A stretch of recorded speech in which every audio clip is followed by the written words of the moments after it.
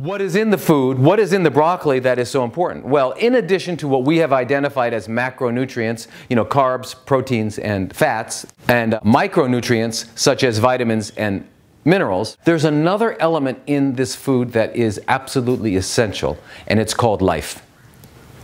It's the spark of life. And that spark of life comes from light.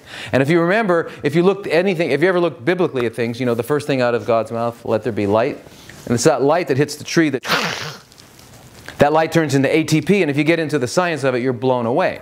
But anyway, that light that's in there is in the food, and it's what you need more than anything. You don't, these macronutrients, yeah. But you really need this light. Why do you need this light? Because that light in a biological organism is electricity.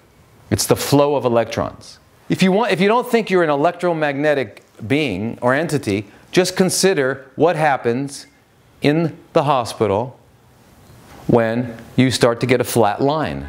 What happens with a flat line?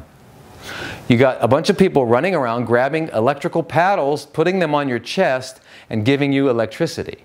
And so if we want to know if an organism is alive or not, we put an EKG on them, or we put some sort of electrode to determine and to pick up the electrical output.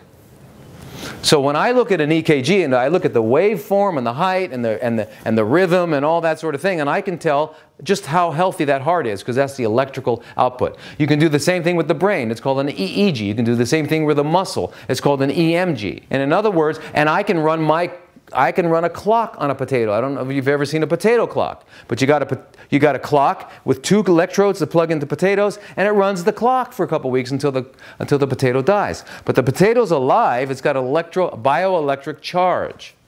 Let me ask you a question. This is rhetorical. You don't need to answer it. How well would I run the clock after baking those potatoes?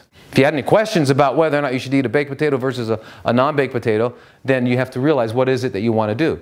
Do you want to please your tongue, or do you want to live? I have a habit. It's called breathing, and I really wanted to keep doing it for a while. So everything that I recommend to everybody when they come here, I do myself.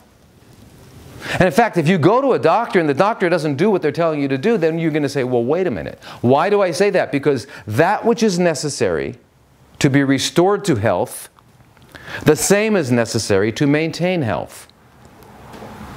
There's no difference. It should never be a difference. When we talk about food, it's got to have that fundamental thing.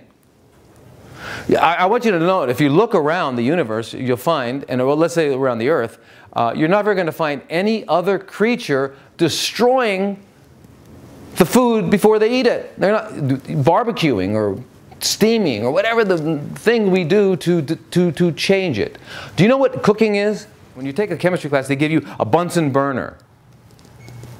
Okay, the Bunsen burner is there because you need fire to accelerate and cause chemical reactions. Without the Bunsen burner, you can't have a chemistry lab.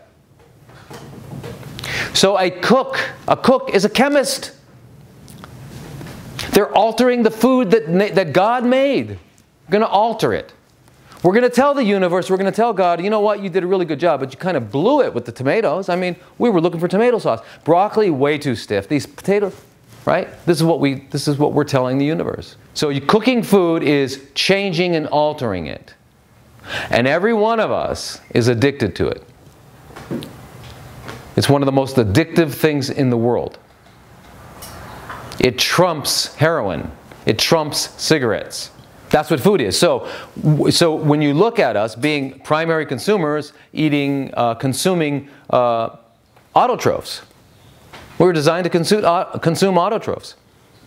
So that's really simple.